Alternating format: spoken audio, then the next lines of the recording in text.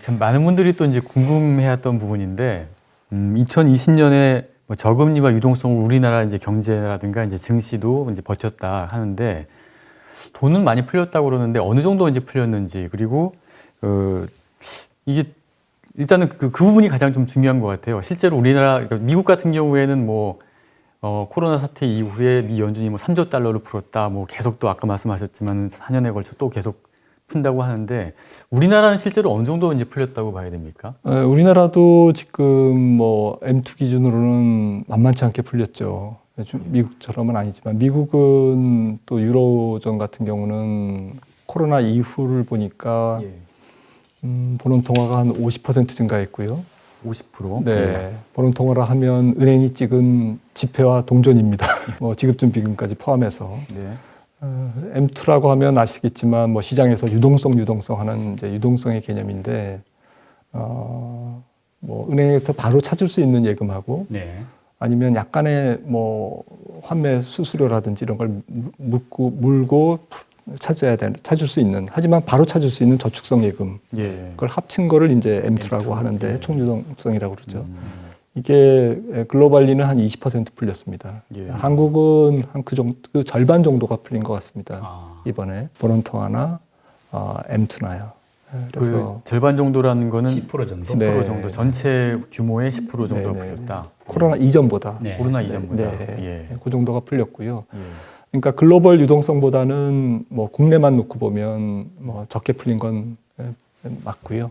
하지만 뭐 전 세계 어떻든 뭐 유동성의 영향을 함께 받고 있기 때문에 국내 증시도 글로벌 증시에 혹은 전 세계적으로 유동성이 얼마나 풀렸냐가 물론 연준이 바로 뭐 한국 투자자들에게 돈을 주는 건 아니지만 유동성이라는 개념에서 보면 전 세계 유동성의 거의 뭐 3분의 2 정도를 차지하는 유로존과 미국의 유동성이 얼마나 풀렸느냐가 사실은 한국 증시에도 함께 영향을 주고 있는 거죠. 그렇게 봐야 될 것 같습니다. 제가 궁금한 거는 이제 그 2020년에 뭐 증시도 많이 올랐지만은 뭐 부동산도 많이 오르지 않았습니까? 그런데 이제 그렇게 풀린 돈이 직접적으로 이제 그런 데로 흘러 들어간 건지, 자산 쪽으로, 아니면 개인들이 원래 그 돈을 가지고 있었는데 저금리구나, 뭐 돈이 풀렸다고 한다 해가지고선 심리적으로 그런 영향을 받아가지고선 갖고 있던 돈을 가지고선 사서 이제 산 건지, 그런 점들이 좀 궁금하거든요. 그러니까 대출도 많이 늘었으니까. 그렇죠. 이건 뭐 사실은 전통적인 방식으로 생각을 하면 통화 증가가 자산 시장에 미치는 영향은 인플레이션이라는 경로를 통해서 사실은 영향을 미치도록 되어 있거든요. 그러니까 돈이 많이 풀려서 뭐 공급이 많아지니까 돈의 공급이 물건 가격이 올라가서 자산 가격도 올라간다. 이게 이제 단순한 논리인데 지금은 인플레는 없는데 이게 이제 왜 지금 자산 시장에 영향을 주느냐라는 거죠. 이거는 직접적인 요인은 저금리인 것 같습니다.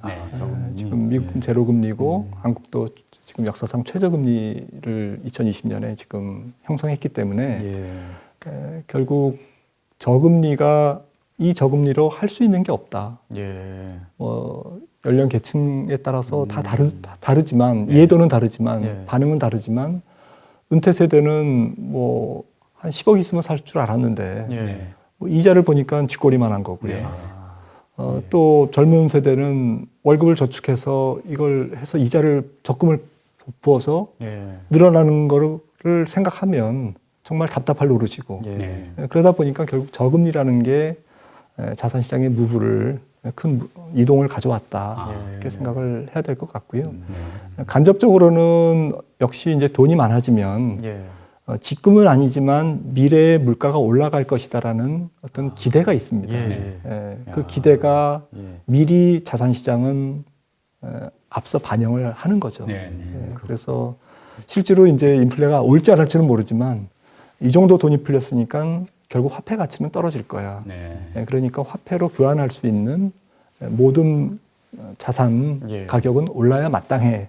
라는 심리가 팽배하게 작용하고 있는 거죠. 근데 지금 뭐 자산 시장도 투자가 늘다 보니까 뭐 상당 부분 이제 부채를 내 가지고, 즉 대출을 받아서 뭐 집도 사고 주식 투자도 많이 했지 않습니까? 그러다 보니까 지금 뭐 3분기 가계 부채만 하더라도 1682조, 뭐 지금 뭐 1700조가 넘었을 것으로 보이는데 이런 그 부채 증가 속도도 빠르고 양도 많은데 우선 이게 그 우리 경제나 이런 쪽에서는 좀 감당 가능한 수준인가, 즉 통제 가능한 수준인지 아니면 좀 위험한 수준인지 어떻게 보십니까? 저는 뭐 지금 당장 위험한 건 아니지만 결국에는 상당히 발목을 잡을 것 같습니다. 네, 그리고 골치 아픈 문제가 될 것 같고요. 어쨌든 특히 지금 뭐 기업 부채도 조금 양극화되고 있습니다만은 부채가 많은 기업과 현금만 많은 기업, 정말 현금이 많아서 투자처를 못 찾고 있는 기업과 정말 돈을 빌리는데 어려움이 있는 기업 이렇게 양극화되고 있는데요. 전체적으로 포괄한 한국 기업 부채 비율도 낮지는 않습니다.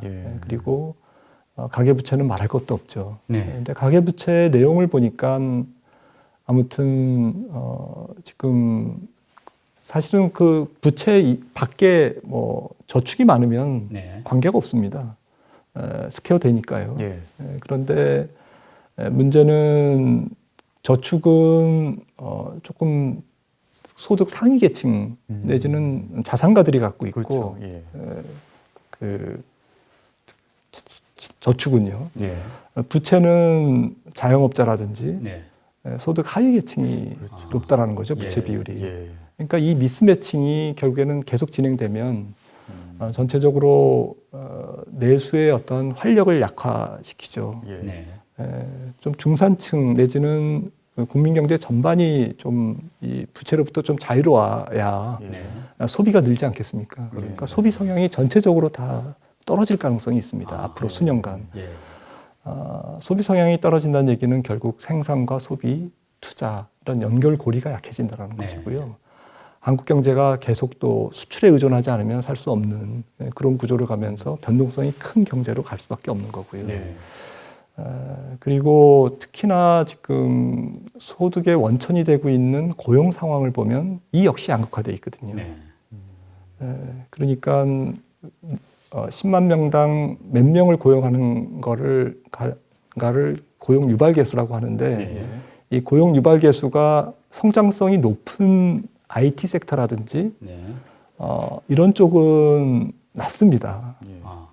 그렇죠. 자동화되어 있고 기술 집약적이기 때문에 그런데 성장성이 굉장히 낮은 뭐 구경제라든지 유통이라든지 자영업이라든지 이런 쪽은 고용 유발 계수가 높은데 성장성이 낮습니다. 그러니까 이런 부분들이 전반적으로 우리나라 고용 구조가 취약하다는 거거든요. 똑같이 3% 성장해도 예전에 3% 정도가 성장할 때는 고용이 이만큼 늘었었는데 지금은 그렇게 늘지 않을 뿐만 아니라 고용의 질, 임시 고용자들이 많이 는다든지 연구 실업자가 항상 존재한다든지 이런 고용의 질이 안 좋아지고 있는 거죠. 그래서 이런 부채 문제와 고용 구조의 문제가 계속 맞물려 가지고 진행이 되면 결국 소비력의 둔화 그리고 부채 상환 능력의 문제로 부각될 수밖에 없고 거기다가 만약에 주가가 떨어지거나 집값이 떨어지거나 이런 위험자산 가격이 떨어지면 어떻게 보면 부채 대란이 일어날 수가 있는 거죠. 그래서 이 부분은 뭐 한국은행도 계속 지적을 하고 있고 우리나라의 금융 불균형이 커지고 있다라고 지금 계속 워닝을 하고 있는데 조금 소득이 더 올라오고 소득 구조가 좋아지고 고용 구조가 좋아지는 쪽에 더 초점을 두면서 부채 증가를 막아서 이거는 시간을 두고 해결해야 되는 문제거든요. 하루아침에 해결을 할 수가 없는 부분입니다. 근데 지금 이제 그 부채가 상당히 문제가 되고 향후에 이제 발목을 잡을 가능성이 있으니까 좀 미리미리 이제 바람을 빼줘야 되는데 근데 그렇게 하려면은 말하자면 이제 금리를 조금씩 뭐 올려가는 것도 검토해야 되는데 뭐 지금 당장 말씀대로 뭐 자영업자들이나 이런 구경제 쪽이 상당히 취약하고 또 금리를 올리려면 이제 어떤 자산 시장의 어떤 그 부담도 주고 하니까 이게 뭐 쉽지는 않은 숙제일 것 같은데 어떨까요? 좀 정책 당국자들이 고민이 많을 것 같은데 어떻게 해야 이게 좋은 해법이 될까요? 그러게 말입니다. 참 뭐 제가 뭐 뾰족한 답을 갖고 있으면 참 좋겠습니다만은 모든 사람들이 아마 정책가들도 아마 골머리를 앓고 있을 거라고 생각을 합니다. 근데 분명히 이거를 방치해두면 안 된다라는 거는 다 인지하고 있는데 조금 결단이 필요한 것 같고요. 앞서도 말씀드렸듯이 이 문제는 시간을 두면서 결국 구조를 건강하게 만들면서 네. 특히 일자리를 만들어야 되거든요. 좋은 일자리를. 예. 좋은 일자리가 늘어나면 결국 선순환으로 돌아가면서 네. 가계부채가 뭐 GDP 대비 가계부채니까요. 네. 예. 경제 사이즈를 계속 키우고 경제의 질을 좋게 하면 네. 이 부채 문제를 조금 녹여갈 수가 있는 거죠. 아. 그래서 이거는 좀 장기 플랜으로 가야 되는 부분이다. 네. 급하게 처리하려고 그러면 뭐 해법이 안 나옵니다. 아. 이미 늘어난 부채이기 때문에. 네. 말씀하셨듯이 조금 모순돼 있는 부분이죠. 사실은 구조조정을 위해서는 전 세계가 다 그렇습니다만은 좀 금리도 올리고 네. 산업구조 조정도 하고 가계부채 조정도 하고 좀비 기업도 조금 뭐 퇴출시키고 네. 이래야 되는데 지금 그러면 또 당장 또 문제가 생기니까 계속 이연 해가면서 문제를 계속 떠넘기고 있는 겁니다. 미래에. 이제 부채 문제는 그 정도로 하고 예, 다음 일단 이번에 그 국내 주식 시장 상황 한번 궁금한데요. 한번 알고 싶은데 어떻습니까? 지금 2021년 초반 상반기까지는 지금 그 2020년에 그 어떤 탄력이 계속 이어지면서 국내 증시가 뭐 괜찮을 것이다 하는 이런 낙관론도 있고 또 그동안 좀 너무 많이 빠르게 올랐기 때문에 이건 뭐 그 자체적인 무게 때문이라도 조정이 올 것 같다 하는 약간 두 가지 상반된 견해가 있는 것 같은데요. 어떻습니까? 박사님이 보실 때 여러 가지 경제 상황 전반을 감안할 때 어떤 내년, 그러니까 2021년 상반기 또는 연초에 국내 증시 상황 어떤 쪽으로 보십니까? 네, 첫 번째는 해외 증시와 연관성이 지금 뭐 상관계수를 보니까 0.9 정도이기 때문에 저쪽 집에서 뭔가 조금 안 좋은 일이 생기면 같이 영향을 받는 이제 그런 공동 운명체고요. 동조화. 위아더 월드입니다. 그래서 이 부분이 가장 크고 국내적으로만 보면 결국 어닝이 어느 정도 지금 뒷받침되느냐라는 부분인데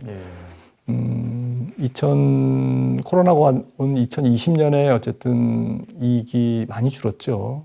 그리고 40% 이상 줄었고 2019년 대비 2021년에는 전년 대비 지금 한 35% 정도 영업이익 증가가 지금 예상되는데 좀 컨센서스 상단이 그 정도일 겁니다. 그러면 뭐 우리나라 영업 기업이익도 미국과 마찬가지로 그 정도의 레벨이 2017년에서 18년 수준에 이제 회복되는 겁니다. 2017년, 18년 정도의 코로나19 이전 수준으로 회복되는 거고 그런 정도가 지금 주가에 반영돼 있다. 미국과 똑같이 이미 우리나라도 반영돼 있다는 거죠. 왜냐하면 퍼가 지금 14배라는 얘기는 지금 9배에서 2020년을 맞았는데 14배까지 연말에 올라왔습니다. 그 얘기는 이익의 증가 속도보다는 미래 이익을 땡겨서 주가가 더 빨리 올라갔습니다. 그래서 퍼가 적정하냐 안 하냐의 논리를 떠나서 아무튼 팩트는 2020년에 21년에 기업이익을 내다보고 주가는 달렸다. 특히 유동성의 어떤 지원의 힘을 받아서 이게 가능했다라는 거죠. 글로벌 증시가 다 똑같은 겁니다. 그래서 우리나라도 결국 이익 증가율이 조금 더 지금의 컨센서스보다 높냐. 코스피 영업이익 기준으로 아마 180조, 순이익 한 130조 정도로 지금 2021년이 예상되고 있는 걸로 알고 있는데요. 이 정도를 더 뛰어넘느냐, 어닝 서프라이즈가 있냐 없냐가 좀 중요할 것 같습니다. 어닝 서프라이즈를 만들 수 있는 부분은 첫째는 반도체 사이클입니다. 반도체 사이클이 만약에 빅 사이클이 2014년에서 16년 정도는 아니더라도 그래도 어쨌든 서버 투자의 어떠한 그 강한 해외 수요에 힘입어서 반도체 빅 사이클이 나온다면 삼성전자, SK 하이닉스가 끌고 가는 또 그 밑에 있는 뭐 여러 가지 소재 부품주들 같이 끌고 올라가면서 IT 섹터 쪽의 약진이 가능할 거고 주가도 이제 그쪽이 좀 주도주 역할을 할 가능성이 있습니다. 지금 8만 전자 뭐 이렇게 얘기를 하는데 이게 뭐 10만 전자가 갈 수도 있는 거고요. 이제 그 부분이 첫 번째로 가장 중요한 문제 같습니다. 시가총액이 큰 부분이기 때문에 나머지 부분은 앞서 미국과 똑같이 세계 경기의 회복을 어느 정도 각 섹터가 골고루 수혜를 받느냐 구석구석 이런 부분인데 결국 소외되어 왔던 좀 산업재라든지 네. 경기순환주라든지 네. 뭐 이런 쪽이죠. 또 일반적인 수출재라든지 예. 소비재 예. 이런 쪽이 제 생각에는 앞서 미국처럼 그렇게 예상이익을 뛰어넘을 정도로 좀 어닝 서프라이즈가 나기는 조금 쉽지 않지 않을까라는 생각을 해봅니다. 예. 결국 정리해서 말씀드리면 좀 반도체 쪽에 상당히 끌려갈 수밖에 없는 네. 그런 시장이고 기대감이 살아있는 그래도 뭐 2021년 상반기라든지 연초 정도에는 디램 사이클에 대한 기대가 있기 때문에 예. 어느 정도 마켓이 그래도 좀 가는 탄력을 바로 잃지는 않을 것이다라고 생각을 해봅니다. 그 코스피가 저 과거에 보면은 이제 도약을 갖다가 한 2번 했지 않았습니까? 네. 1990년대 초에 그때 80년대 후반부터 그때 한 1단계로 해서 한 1000포인트로 갔고 그 다음에 또 이제 2000포인트로 간 적이 있고 지금은 3단계 도약을 하지 않느냐 그런 기대감들이 굉장히 많거든요. 이제 3000시대로 가자. 네. 그런데 그 3000시대로 3단계 세 번째 도약을 하기 위해서 변수는 뭐가 있다고 좀 보십니까? 네, 저는 뭐 그 추가적인 도약을 위해서 한 뭐 절반 정도는 조건을 갖췄다. 아, 지금요? 네, 네, 갖췄다고 생각을 합니다. 나머지 이제 뭐 딱히 계량화할 수는 없지만 한 절반 정도의 숙제가 좀 남아 있는 게 아닌가라고 생각을 하고 있고요. 그래서 이 숙제를 해결하는 게 이제 뭐 지금 시장에서는 뭐 굉장히 좀 마음이 급하죠. 바로 좀 4천도 가고 싶고 그 이상도 가고 싶은데 좀 2021년 전체가 그런 추가 상승을 위한 베이스 캠프의 어떠한 양상을 갖지 않을까 네. 베이스 캠프. 라고 생각을 합니다. 예. 그래서 좀 기대 수익률, 목표 수익률을 조금 2020년 같이 둬서는 안 된다라고 조금 말씀을 드리고 싶고요. 다지는 기간일 것이다. 네, 좀 뭐 현재 마켓의 분위기에 반하고 좀 분위기를 깨는 말씀이 될 수도 있습니다만은 냉정하게 봤을 때는 결국 한국의 퍼가 한 단계 좀 도약을 해줘야 되거든요. 네. 지금 뭐 아까도 뭐 8배, 9배에서 예, 예. 지금 14배. 14배까지 네, 왔고 PBR도 지금 1배를 살짝 넘은 상태인데 이게 이제 올해 2020년 같은 경우에 선진국 전체 뭐 퍼가 20배 정도입니다. 네. 신흥국 한 15배고 예. 선진국도 사실은 장기 지난 10년간의 레인지의 상당 부분이거든요. 네. 예. 평균적으로는 한 16배 정도밖에 안 됩니다. 네. 선진국 시장 전체가 네. 뭐 미국 시장이나 유럽 증시가 그러니까 뭐 20배를 놓고 반드시 거기까지 가야 된다고 보는 거는 뭐 갈 수도 있지만 네. 그것보다는 좀 평균적인 개념 한국 증시의 퍼가 뭐 주가 하락도 오르락 내리락 하는 거니까요. 긴 흐름에서 지금 10배 언저리에 있는 퍼가 한 10배 초반에 있는 퍼가 한 15배에서 20배 사이에서 왔다 갔다 하는 그런 점프업 현상이 언제 일어날 거냐. 네. 그리고 그러기 위한 조건은 무엇이냐라는 부분이 중요한데 선진국과 신흥국의 어떤 프리미엄의 차이를 보니까 네. 뭐 예를 들어서 뭐 정부의 공정성이라든지 뭐 주주 환원 배당이라든지 아니면 뭐 장부의 어떤 투명성이라든지 이런 부분도 있지만 좋은 기업이 많이 상장돼 있다는 거죠. 네. 이 좋은 기업의 개념은 이익의 변동성이 낮은 기업들. 이익의 변동성이 낮으려면 사업 모델이 안정적이어야 되고 네. 성장주도 물론 많이 있어야 되지만 꾸준하게 성장할 수 있는 기업들이 많아야 되거든요. 근데 네. 꾸준하게 성장하려면 예. 일단 자국의 내수 사이즈가 커야 됩니다. 아. 내수에서 일단 안정된 기반을 아마 떠오르는 기업들이 많이 있으실 겁니다. 네. 뭐 카드 회사나 뭐 커머셜 뱅크도 있고 예, 예. 뭐 꼭 성장주가 아니더라도 뭐 안정적으로 제품의 브랜드를 갖고 있는 그런 네. 소비재들 이런 것들이 다 거기에 해당되는데요. 그러면서 해외 시장에서 예. 폭넓은 인지도와 시장 점유율을 갖고 있는 기업들이 많이 깔려 있거든요. 네. 소위 퀄리티 주식이라고 그러죠. 예. 이런 종목들이 많이 깔려 있는 증시가 선진국 증시고 이게 변동성이 낮다 보니까 연기금이라든지 국부펀드라든지 전 세계 사람들이 다 사고 싶어하는 네. 오래 갖고 싶어하는 그런 수급의 안정성이 뒤따르는 거죠. 예. 그렇기 때문에 퍼가 높은 거거든요. 예. 그리고 사업 포트폴리오가 굉장히 성장성의 혁신 성장 쪽에 가까운 기업들이 지금 최근에 많이 드러난 거죠. 네. 특히 코로나로 인해서 더 커졌지만 네. 소위 메가테크 기업들을 중심으로 한 혁신 성장 그룹들이 좋은 사업 모델을 갖고 있는데 예.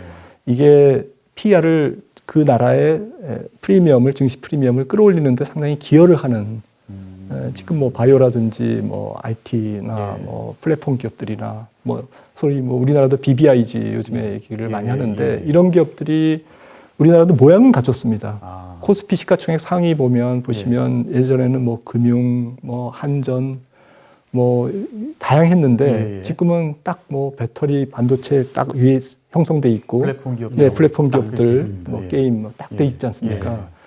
그래서 모양은 갖췄는데 이 성장성에 대한 검증은 앞으로 좀 계속 받아야 되는 부분이거든요. 그리고 글로벌 기업이 돼야 되고요. 그렇죠. 그래야 프리미엄을 예를 들어 삼성전자도 프리미엄을 20배, 30배 줄 수가 있는 거죠. 그래서 이런 작업이 이루어지는 과정이 앞으로의 수년간의 한국 증시의 모양이 아니겠느냐 생각하고 있고요. 그런 관점에서 보면 이런 부분들은 하루아침에 달성할 수 있는 부분은 아닌 거죠. 달성한 부분은 이미 프리미엄의 코리아 디스카운트에서 코리아 프리미엄 내지는 중립 이상으로 갈 수 있는 여건은 저금리 환경이라든지 지금 말씀드렸던 사업 포트폴리오의 어떤 코스피의 어떤 그 시가총액 상위 종목들의 좀 다변화라든지 성장성 위주로 글로벌 트렌드를 지금 한국 산업 구조가 바뀌고 있는 부분이라든지 이런 부분들은 긍정적입니다. 그래서 절반은 갖춰졌다고 말씀을 드린 거고요. 조금 나머지 부분들 지금 말씀드린 이런 부분들이 갖춰 나가면 조금 우리나라도 결국에는 한 5,000포인트를 가지 않을까라고 생각을 합니다. 지금 당장은 아니더라도. 제가 처음에 증권시장에 입문했을 때 금리가 30%였거든요. 30% 가까웠던 걸로 기억이 나는데 금리가 크게 뭐 20, 30%대에서 10% 떨어질 때 주가지수가 5,000에서 1,000 왔고요. 10%대 중반에서 한 자릿수로 떨어지면서 1,000에서 2,000이 왔습니다. 그리고 지금 거의 한 자릿수 내지는 1% 언저리의 금리로 오면서 주가지수가 지금 도약을 하고 있지 않습니까? 시장 참여자들이 개인들이 지금 적응해 나가는 과정이라고 보거든요. 이런 저금리에 어떻게 뭐 예금에만 의존해라고 누구나 얘기하고 있는데 이 부분에 어떤 그 조금 더 개인 자금들의 1,600조에 달하는 지금 금융저축 전세보증금 뺀 금액입니다. 이 저축이 한 10%만 시장으로 이동해도 어마어마한 규모인데요. 이게 지금 이동 중에 있는 겁니다.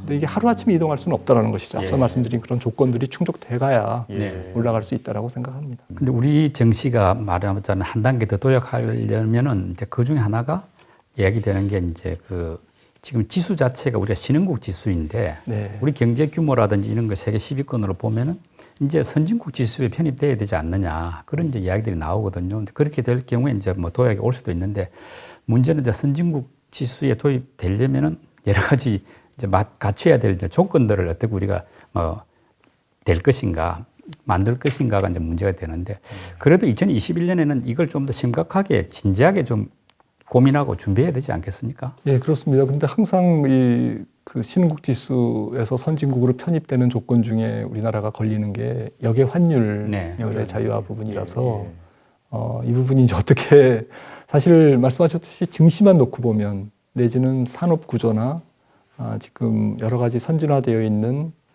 증시 제도라든지 금융 시스템이라든지 이런 부분만 놓고 보면 선진국이죠. 한국은 뭐 신흥국에 있을 이유가 없는 국가입니다.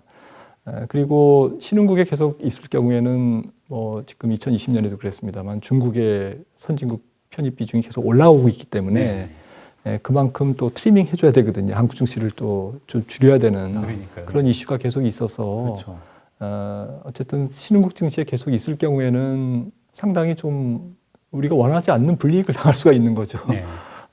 글로벌 자금으로부터. 그런 관점에서는 조금 빨리 선진국 증시에 편입되는 게 저도 옳다고 보는데 문제는 외환 시스템과 관련된 부분이라서 이런 부분들은 조금 쉽게 풀기는 어려울 수 있겠다라고 생각을 합니다.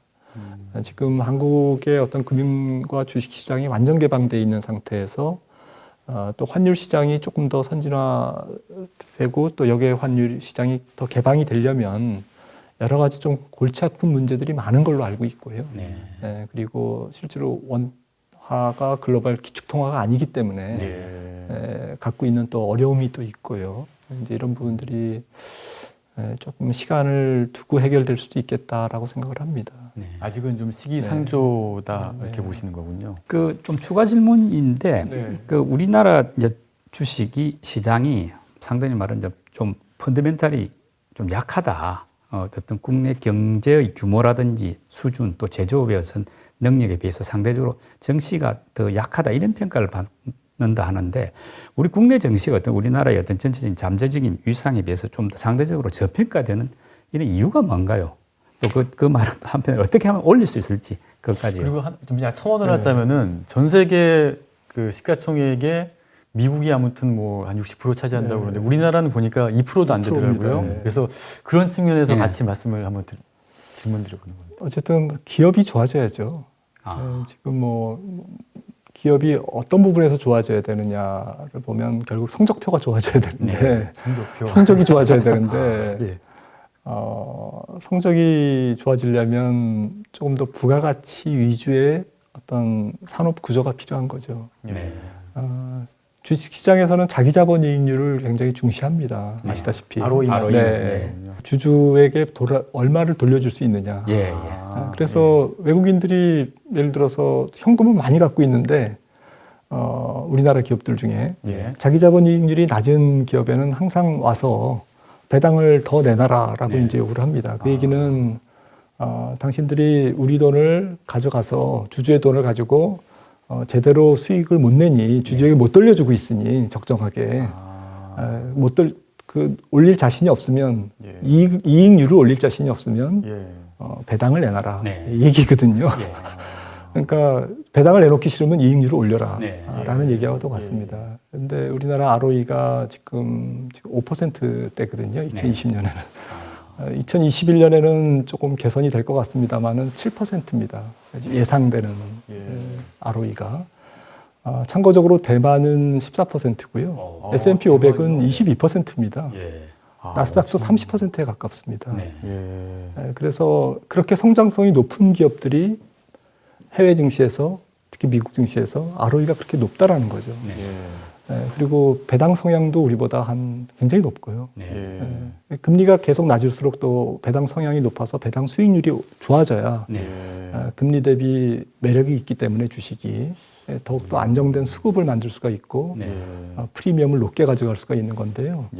이런 부분에서 이제 지금 조금 모자란 거죠. 좀 미비한 거죠. 지금 뭐 시가총액 비중도 말씀 주셨지만 사실 GDP 사이즈 대비 시가총액이 어느 정도는 좀 거기에 맞춰져서 GDP 점유율이 전 세계에서 2%면 우리나라 시가총액 점유율도 전 세계에서 한 2%. 지금 지수 말씀이죠. 지금 그렇게 진행되고 있습니다. 근데 미국은 사실은 버핏 지수가 GDP 대비 시가총액 비율이 마켓 전체로는 200%거든요. 나스닥 한 시장만 100%고요. S&P 500은 170%. 시장 전체로는 200%나 됩니다. 그러니까 우리나라보다 2배의 프리미엄을 받고 있고 이런 매크로 멀티플이 높은 만큼 마이크로 멀티플, PBR이라든지 PER도 우리나라보다 한 2배 정도 되는 거죠. 이 거시 멀티플과 미시 멀티플은 뭐 같이 갑니다. 이제 같이 가려면 어떻게 해야 되느냐는 아까 말씀드렸지만, 아무튼 GDP 크기를 늘릴 수는 없는 거고요. 양적 성장을 우리가 뭐 이제 2, 3%에서 다시 7%, 10% 성장으로 갈 수는 없는 거니까요. 결국 프리미엄을 높이는 수밖에 없다는 거죠. 프리미엄을 높이려면 결국 기업 성적을 올려야 되고, 기업 성적 중에서 가장 중요한 것은 이익률을 올리는 수밖에 없는데, 이익률을 올리려면 개별 기업의 노력도 중요하지만 전체적으로 산업 시스템이라든지 생태계라든지 이 혁신 성장 구조로 가는 조금 더 과감한 어떤 지원이나 정책이 또 같이 병행돼야 되는 거죠.